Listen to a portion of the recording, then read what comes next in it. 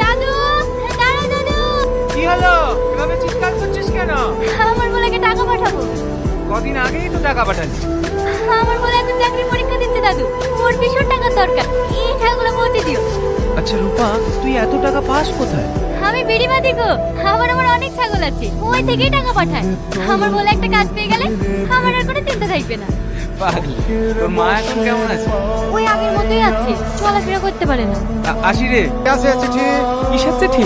রূপা টাকা পাঠিয়েছে। সত্যি তোর ভাগ্যটা কত ভালো, শুধুমাত্র ওই মেয়েটা ছিল বলেই তুই গার্জেনের কোনো অভাব বুঝতে পারিস। তা ঠিক বলেছিস, এরকম মনের মানুষ অনেক ভাগ্য করে পাওয়া যায়। কি লিখেছে? প্রিয় ভোলা, আশা করি তুই ভালো আছিস, আমিও ভালো আছি। সবসময় তোর কথা ভাবতে ভাবতে আমার দিন কেটে যায়। কতদিন তোকে দেখিনি, কবে আসবি তুই? তোর কথা খুব মনে পড়ে রে।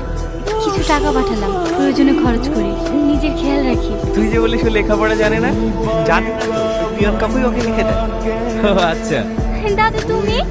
তোর বাড়িতে গিয়েছিলাম, তোর মা বললো তুই নাকি ছাগল চড়াতে এসেছিস, তাই এখানে আসলাম। এই নে, ভোলা থেকে চিঠি পাঠিয়েছে। আমার বলে কি লিখেছে? পড়ো পড়ো।